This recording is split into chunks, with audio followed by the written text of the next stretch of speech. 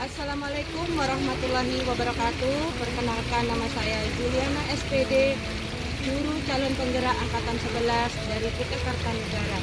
Saya mengajar di fase A kelas 1 SD Negeri 010 Muara Jawa. Saya akan melakukan pembuatan keyakinan kelas dan penerapan di kelas 1B, dan saya akan melakukan implementasi berbagi pemahaman kepada Dewan Guru di SD Negeri 010 tentang budaya positif. Selamat menyaksikan.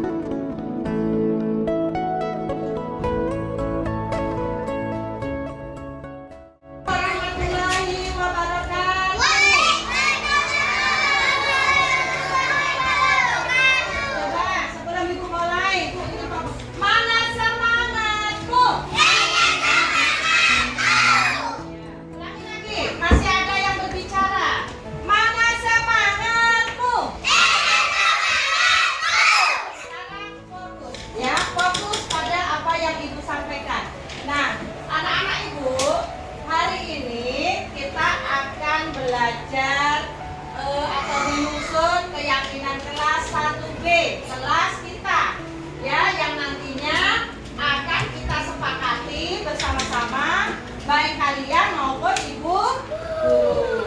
Apa itu keyakinan kelas? Sekarang aku mau tanya Rohana, Rohana mau ke sekolah ngapain nak? Belajar. Yang lainnya kalau ke sekolah ngapain?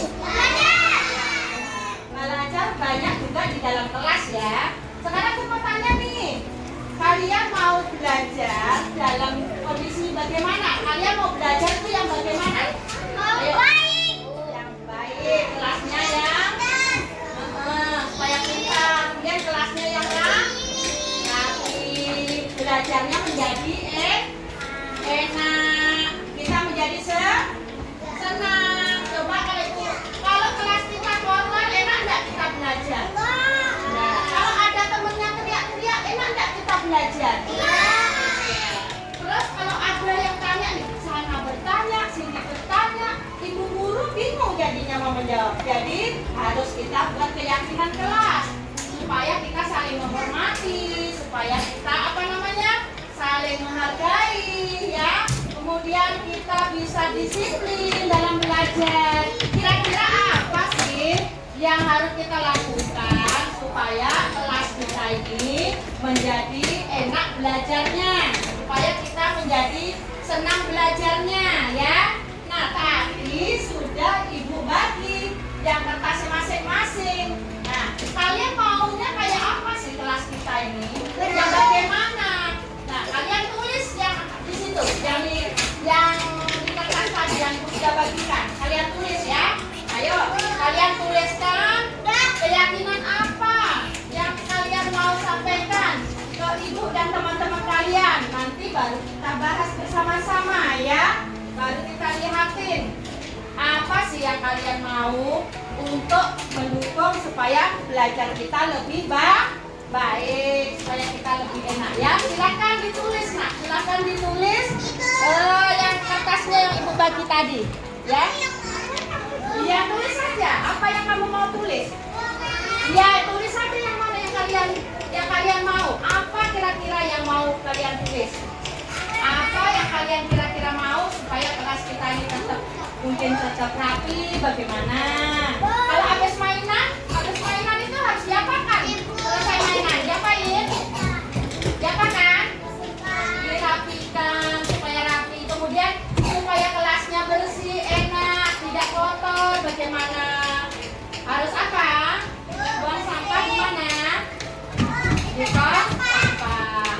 Supaya kita jadi anak yang disiplin, tidak terlambat, kita harus apa nak datangnya? Tepat? Iya, pagi-pagi. Harus apa? Tepat waktu. Supaya tidak apa nak? Supaya tidak terlambat. Bagaimana? Sudah selesai kalian menulis? Sudah selesai yang ditulis? Coba angkat tangan yang sudah selesai. Coba angkat tangan. Ya, yang kalian tulis tadi nanti ditempelkan di sini ya. Di keyakinan kelas kita tempel sini dulu ya. Sementara di sini. Coba, Husen, kenapa nak? Apanya hilang? Tulisanmu tadi coba dicari dulu. Ya, jadi siap-siap ya. Apa yang kalian tulis berarti itulah keyakinan kelas kita nanti ya. Tapi nanti akan kita bicarakan sama-sama. Yusuf, nanti kita akan bicarakan sama-sama. Kita sepakati ya. Yang mana yang harus kita sepakati sama-sama. Yang mana yang kalian mau ya. Yang mana yang harus kalian ikuti keyakinan kelasnya nanti ya. Sekarang coba mulai dari Rehan. Kenapa nak, sakit kah? Nggak, coba mana semangatnya? Coba. Ini kepalaku, ini tanganku, ini perutku, dan ini kakiku. Ini aku tahu anggota tubuhku. Terima kasih Tuhan atas anugerahmu. Sekali lagi biar semangat. Nanti kalau nempelnya enggak salah-salah. Biar semangat, enggak ada yang loyo. Ayo Rehan sayang. Rehan. Rehan. Coba. 1, 2, 3. Ini kepalaku. Ini tanganku. Ini perutku. Dan ini kakiku.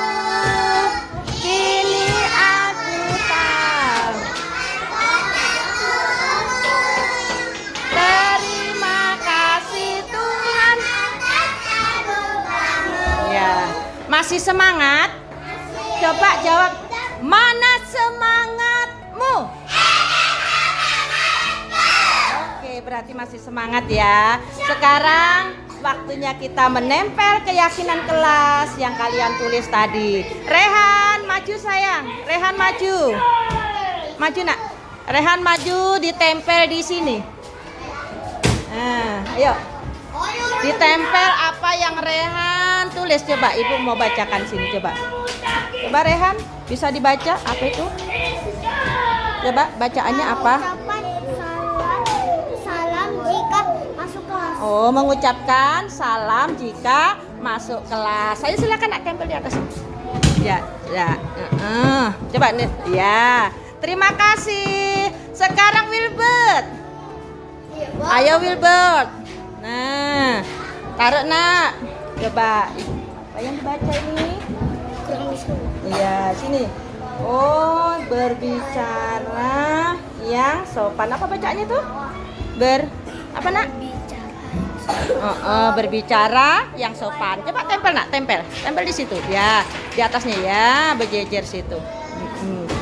Nah, sekarang coba Asila, sini sayang Asila, sini.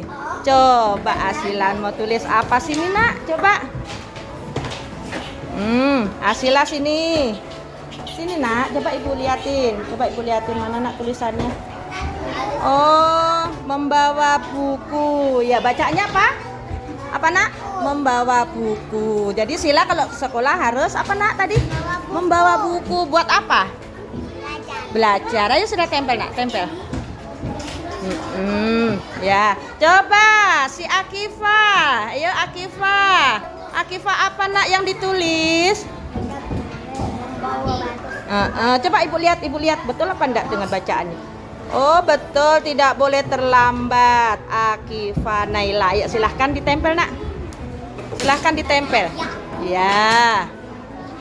Itu lemnya ndak anu ya. Ini ada yang jatuh. Tolong Akifa. Tolong punya temennya. Ya. Coba.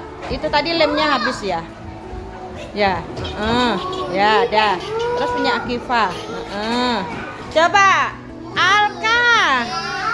Alka coba Alka apa yang ditulis? Sesuai jawab. Oh iya, coba ibu baca. Membawa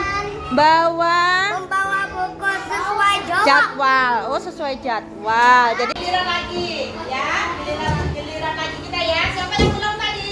Ya.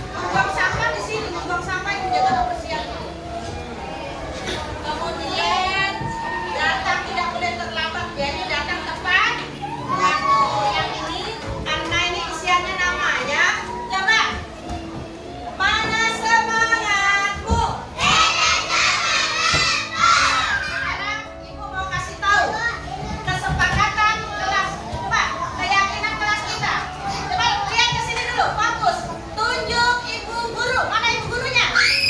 Mana ibu guru? Nah, ibu guru bicara, kalian mendengar. Nah, sekarang yang terakhir. Jadi hari ini kita telah membuat membuat apa hari ini, Nak? Membuat apa hari ini kita? Apa ini? Apa ini? Membuat apa? Keyakinan. Ya, dengar Ibu, membuat apa ya? Keyakinan kelas 1B. Jadi di sini sudah menghormati semua orang. Kemudian kita jujur dan bertanggung jawab. Berani mengungkapkan pendapat, menjaga kebersihan dan kerapian ke kelas, kemudian menghargai guru dan teman di kelas. Yang terakhir, tepat waktu dan disiplin. Apa? Tetap. Ini nanti ibu tuliskan di kertas, ibu tuliskan di apa namanya kertas podium. Nanti sama-sama kita tanda tangani semua ya. Kita tanda tangani semua. Ibu bikinkan dulu ya. Nanti kita tanda tangani ya sama-sama. Nah, jadi sekarang sudah selesai, sepakat semua? Coba, sepakat semua? Setuju? Kalau setuju berarti kalian harus ini. Dalam keseharian kita harus kita praktekkan dalam keseharian. Tidak boleh berbohong, datang tepat waktu, berani bicara di depan, kemudian menjaga kebersihan kelas, merapikan barang pada saat selesai dipakai, kemudian menghormati ibu guru dan temanmu ya. Tidak boleh bicara kasar, tidak boleh bicara yang nyari-nyari. Kemudian datang tepat waktu, tidak terlambat lah. Ya, sudah cukup sekian untuk hari ini kegiatan kita. Coba, setuju apa tidak? Sama-sama kita praktekkan ya, sama-sama kita jalankan supaya dalam belajar kita belajar kita jadi tertib, biar enak kita belajarnya, tidak ada yang teriak-teriak, tidak ada yang jalan-jalan, tidak ada yang terlambat lagi, kelasnya bersih, kelasnya rapi, enak belajar. Kenapa? Enak belajarnya atau enak apanya? Enak belajarnya ya. Cukup sekian, Ibu akhiri. Assalamualaikum warahmatullahi wabarakatuh.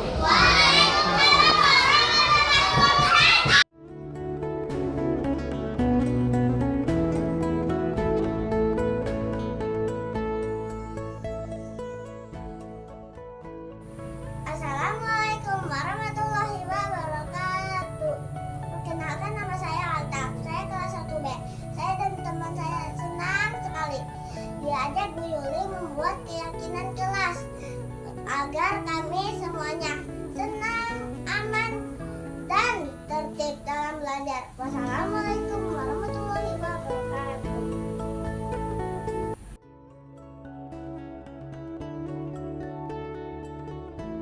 Assalamualaikum warahmatullahi wabarakatuh. Waalaikumsalam warahmatullahi wabarakatuh. Dan selamat siang buat kita semuanya.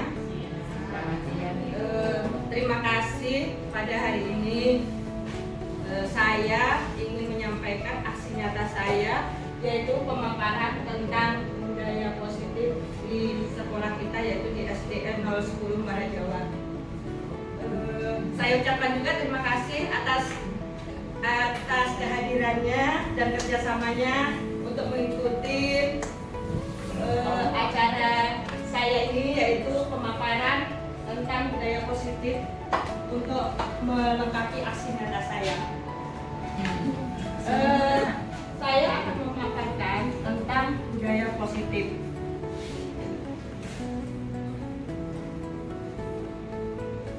Kita diibaratkan sebagai seorang petani yang memiliki peranan penting untuk menjadikan tanamannya tumbuh subur. Kita akan memastikan bahwa tanah tempat tumbuhnya tanaman adalah tanah yang cocok untuk ditanami. sampaikan bahwa kita ambil contoh perbandingannya dengan hidup tumbuh-tumbuhan seorang petani. Dalam hakikatnya sama kewajibannya dengan seorang pendidik.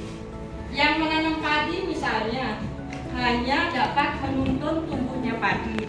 Ia dapat memperbaiki kondisi tanah, memelihara tanaman padi, memberi pupuk dan air, membasmi ulat-ulat atau jamur-jamur yang mengganggu hidup tanaman padi dan lain sebagainya.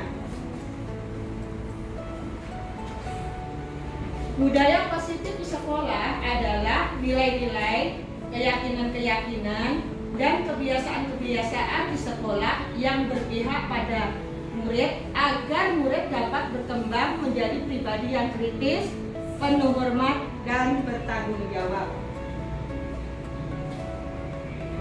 Nah, cakupan materi pada hari ini yang akan saya sampaikan yaitu yang pertama, keyakinan kelas, yang kedua, restitusi, 5 posisi kontrol guru, kemudian restitusi segitiga restitusi. Yang pertama adalah tentang keyakinan kelas.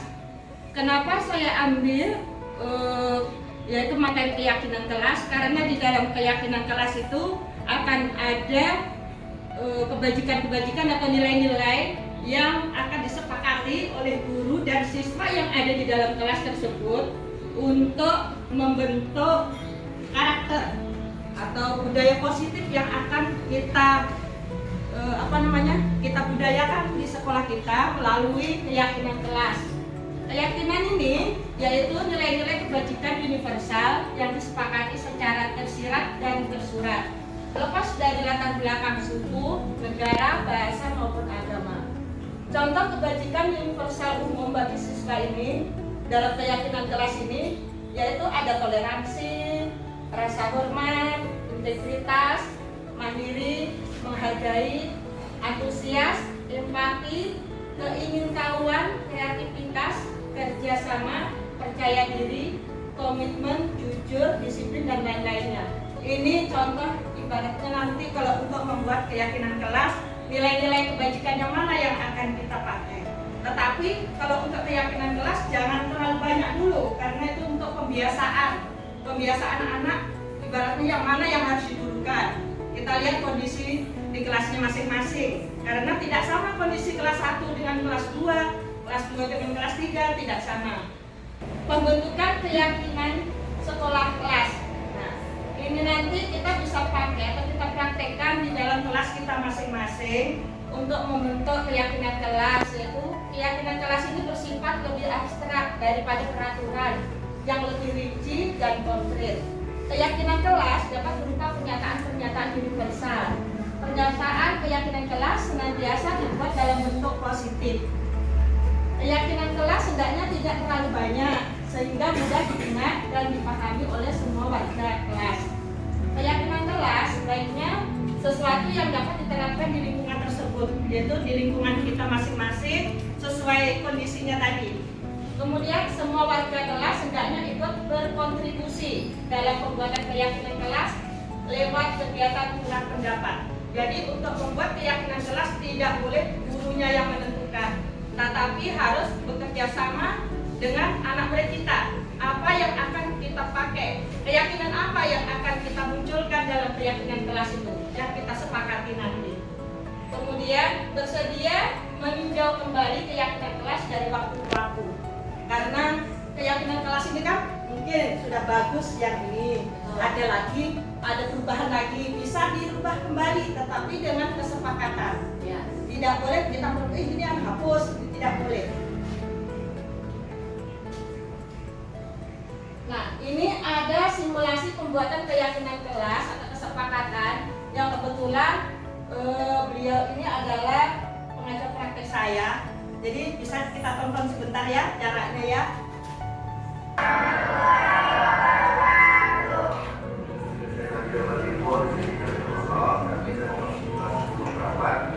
Ini ada satu penerapan yang mau saya terapkan. Jadi kita akan sama-sama membuat keyakinan dan kesepakatan kelas. Ini kalau bahasa lainnya mungkin kurang lebih dari peraturan. Peraturan atau peraturan sekolah yang kurang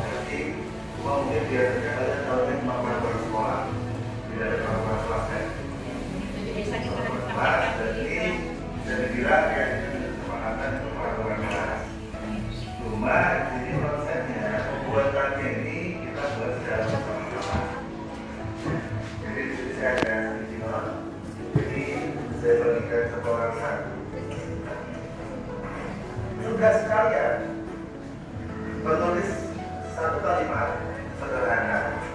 Kira-kira apa yang layak untuk dijadikan keyakinan dan kesepakatan kelas yang cocok dan bisa kalian terangkan agar kondisi kelas lebih baik. Baik dalam pembelajaran maupun dalam hukum dalam kelas.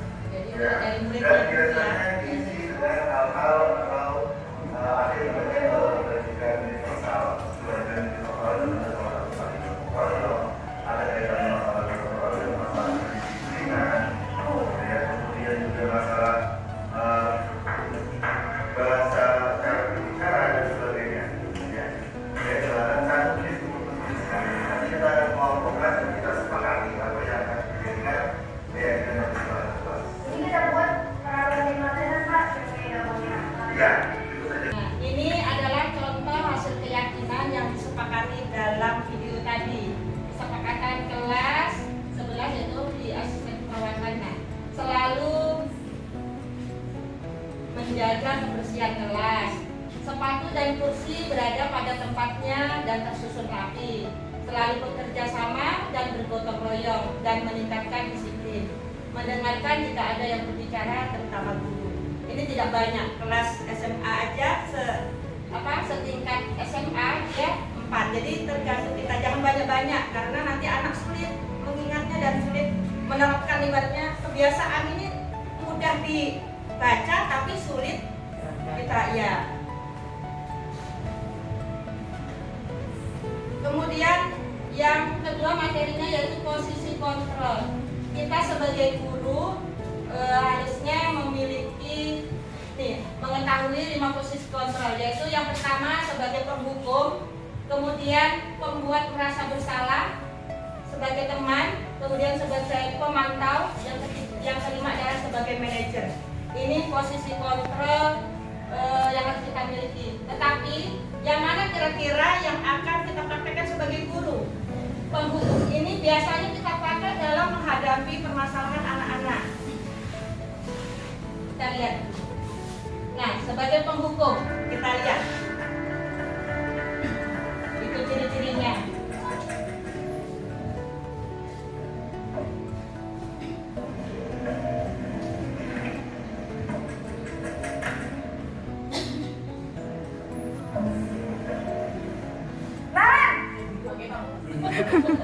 Sini kamu. Ya, sebagai penghukum, kita guru sebagai penghukum. Selalu terlambat. Nah, siapa? Kamu deh. Tidak ada ya di sekolah kita, tidak ada. Alhamdulillah. Sebagai pembuat merasa bersalah. Nih, posisi pembuat merasa bersalah.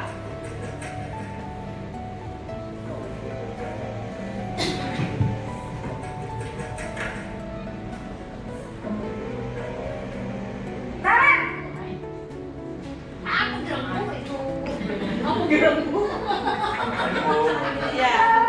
Naren, kamu kenapa terlambat lagi, nak? Ya Tuhan, Naren. Ini adalah guru sebagai pembuat merasa bersalah. Jadi anak itu kan sudah merasa terlambat nih, tambah lagi dia gurunya ngomong gitu, jadi sangat merasa bersalah ini, membuat ya. Kemudian yang ketiga sebagai teman, posisi guru sebagai teman.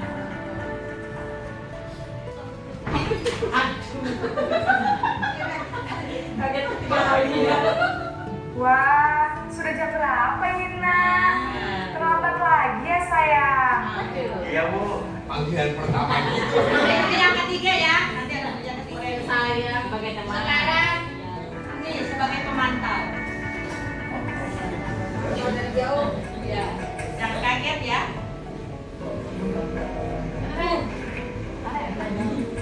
Udah sampai kantor ya terus itu. Naren,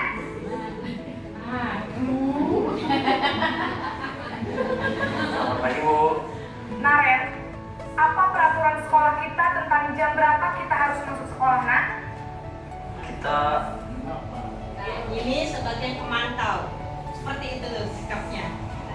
Sekarang yang kelima sebagai manajer. Jadi energinya nih. Kemarin gua kencang mbak itu. Nah, jadi menurut Bapak Ibu kira-kira posisi mana yang akan kita pakai dalam menghadapi siswa-siswa kita permasalahan? Contohnya yang terlambat kan, terutama yang hari Senin itu, kita praktekkanlah dulu. Yang hari Senin. Yang mana kira-kira dari 5 posisi ini yang teriak? Ya, yang mana? Nah, sebagai manajer, ya. Jadi supaya anak ini tidak merasa salah, ya memang dia sudah merasa bersalah. Kemudian dari nadanya itu kita lurus, ya. Kemudian bahasa tubuh tidak kaku, mendekati ke murid kayak tadi itu kan. Ada yang membuat rasa bersalah, ada yang membuat sebagai pemantau. Tapi kalau bisa kita ada posisi sebagai manajer, posisi kontrol kita sebagai manajer. Memang susah untuk kita mempraktikkan yang ini ya, tapi kita kebanyakan sebagai teman kayaknya, ya kan? Sebagai teman. Sebagai teman, sebetulnya kalau sebagai teman itu bagus karena anak itu seolah-olah nanti begitu terus tidak ada motivasi dari dirinya sendiri, tidak keluar motivasinya itu. Kalau ini nanti dia sudah merasa, oh ya, saya ini bersalah. Nah, ini ada tadi setelah 5 posisi kontrol kita sebagai guru, sekarang tentang segitiga restitusi. Segitiga restitusi ini adalah proses menciptakan kondisi bagi murid untuk memperbaiki kesalahan mereka, sehingga mereka bisa kembali pada kelompok mereka dengan karakter yang lebih kuat. Yang tadinya karakternya negatif, dengan kita memakai ini segitiga restitusi ini, anak itu merubah karakternya lebih baik. Kenapa kita harus ini segitiga restitusi? Nah, proses 3 tahapan tersebut didasarkan pada prinsip-prinsip utama dari teori kontrol tadi. Yang pertama, dalam segitiga restitusi ini tahapannya yaitu menstabilkan identitas. Nah, teori kontrolnya tadi, kita semua akan melakukan hal terbaik yang bisa kita lakukan. Kemudian, validasi tindakan yang salah. Semua perilaku memiliki alasan. Jadi setiap anak yang berbuat kesalahan itu belum tentu kemauan anak itu sendiri. Bisa juga dari mempunyai alasan. Kadang-kadang kayak tadi, kenapa terlambat? Kita tidak nanya, sudah jam berapa? Tapi seharusnya kita tanya, ini ibaratnya sudah jam berapa, kita tanya. Kemudian kita tanya alasannya. Jangan langsung kita jis ini langsung. Kita tanya alasannya dulu. Nah, setelah kita tanya alasan, karena setiap perbuatan itu, setiap yang dia lakukan pasti ada alasannya. Kemudian yang ketiga, menanyakan keyakinan. Kita semua memiliki motivasi internal di teori kontrolnya. Nah, dari keyakinan kelas itu tadi kan sudah dibuat nih keyakinan kelas. Jadi kalau anak sudah kita tanyain, nah sudah jam berapa ini, silahkan kan? Oh ini Bu, apa alasannya? Kita tanya alasannya dulu. Alasannya apa? Terlambat begini. Alasan itu pun ada bentuk alasan, yaitu ada kebutuhan manusia, ada 5 kebutuhan manusia. Kebutuhan dasar manusia, yaitu yang pertama, mungkin anak itu kalau seandainya dia sering ambil makanan teman, kita tanya kan, tidak langsung kita ini paling, jangan dulu, kita tanya dulu, apa sebabnya nak? Oh Bu, saya tidak makan, saya istilahnya di rumah tidak ada makanan, berarti itu kebutuhan tentang memenuhi kebutuhan, ya kebutuhan hidupnya. Kemudian yang ketiga itu tadi menanyakan keyakinan ya.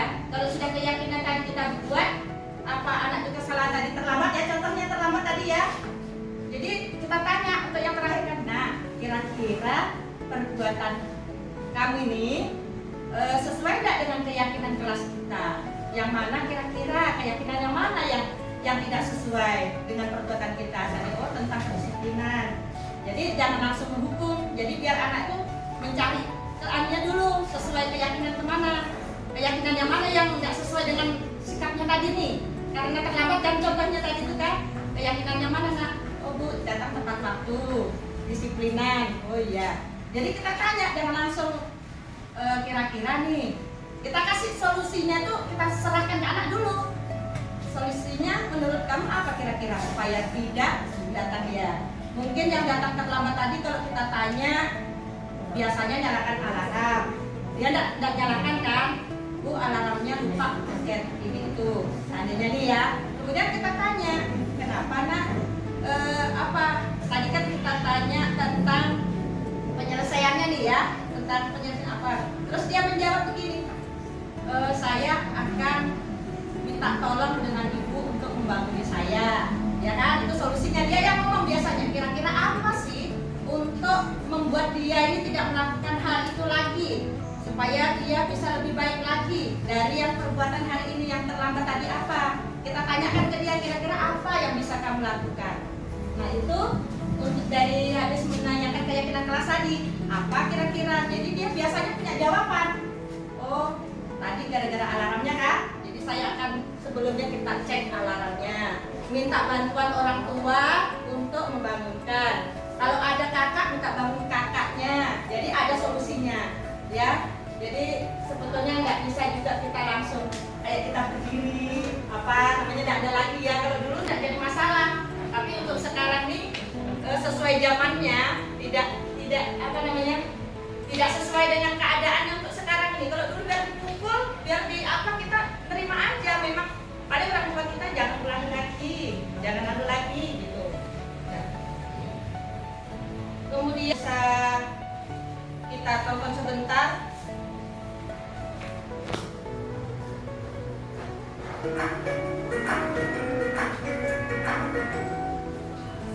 Salam dan bahagia Ibu dan Bapak Guru hebat. Pada video kali ini kita akan membahas tentang salah satu program disiplin positif yang diterapkan di lingkungan sekolah yang dikenal dengan nama restitusi. Ini berperan menggeser identitas murid dari identitas gagal ke identitas sukses. Murid yang sedang bertingkah laku yang tidak pantas atau menarik diri saat itu sedang mengalami identitas gagal. Bila kita mengkritiknya, maka posisinya tidak akan berubah. Kita bisa mengajukan pernyataan-pernyataan ini. 1. Membuat kesalahan sesuatu yang wajar.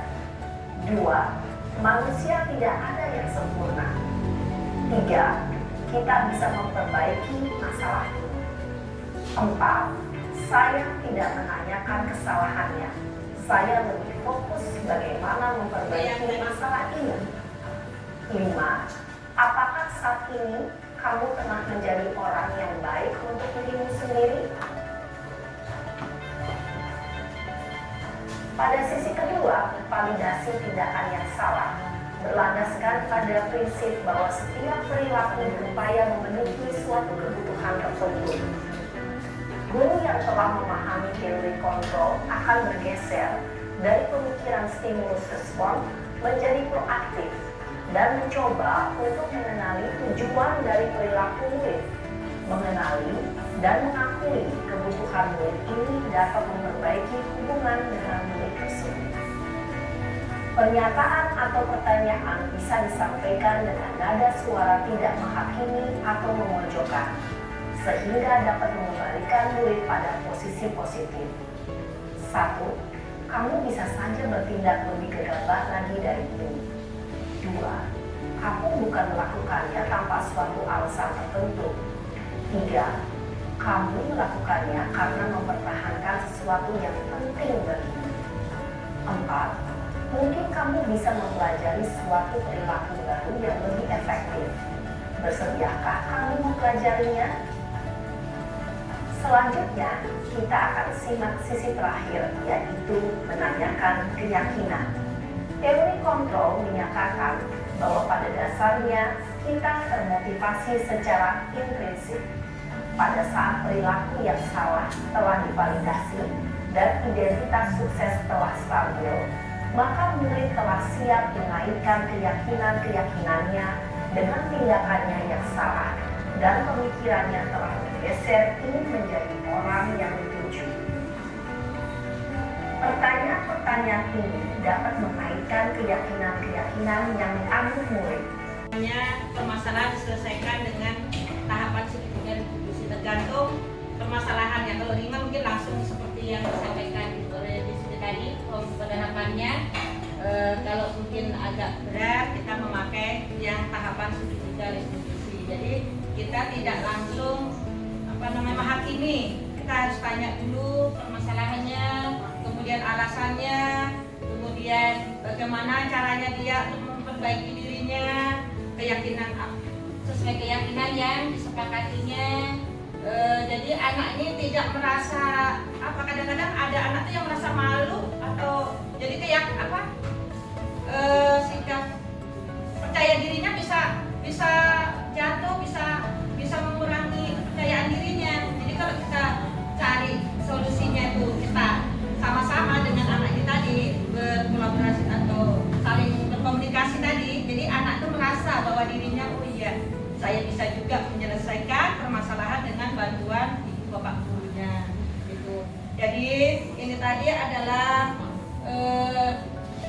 pemaparan saya tentang budaya positif. Mudah-mudahan untuk keyakinan kelas nanti bisa kita praktekkan bersama-sama di kelasnya masing-masing sesuai kondisi kelasnya, karena tidak sama ya, tidak sama. Kemudian nanti kalau sudah selesai pembuatan keyakinan kelas bisa ditempel dan disepakati bersama siswa-siswanya, ditempel di kelas yang kira-kira mudah dibaca untuk anak.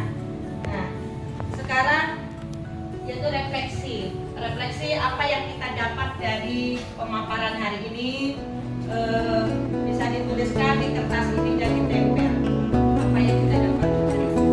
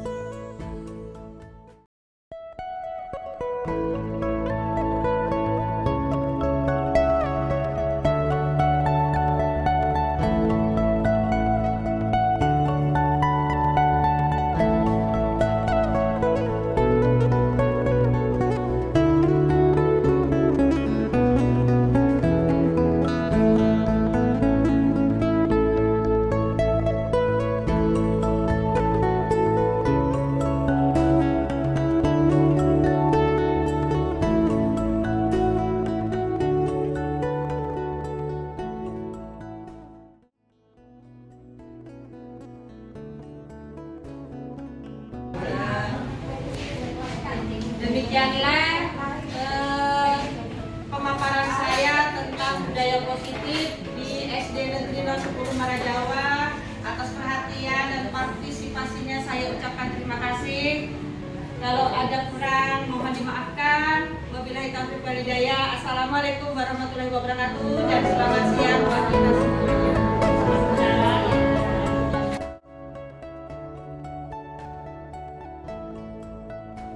Assalamualaikum warahmatullahi wabarakatuh. Perkenalkan saya Sari Harime Tuti SPD, rekan dari Ibu Juliana SPDI SPD, SD Negeri 010 Muara Jawa. Setelah mendengarkan pemahaman budaya positif dari Ibu Juliana, banyak ilmu yang saya dapatkan, baik itu tentang membuat kesepakatan kelas yang melibatkan peserta didik langsung dan pendekatan kepada peserta didik. Mengenai kesepakatan kelas itu sangat penting bagi kami guru SD Negeri 010 untuk membimbing anak kami ke depannya. Harapan kami bagi Ibu Juliana dalam melaksanakan tugas guru penggerak, tetap semangat melaksanakan tugasnya, maju terus, pantang mundur. Doa kami beserta Ibu Juliana. Dan jangan lupa berbagi ilmunya kepada kami untuk peserta didik kita ke depannya.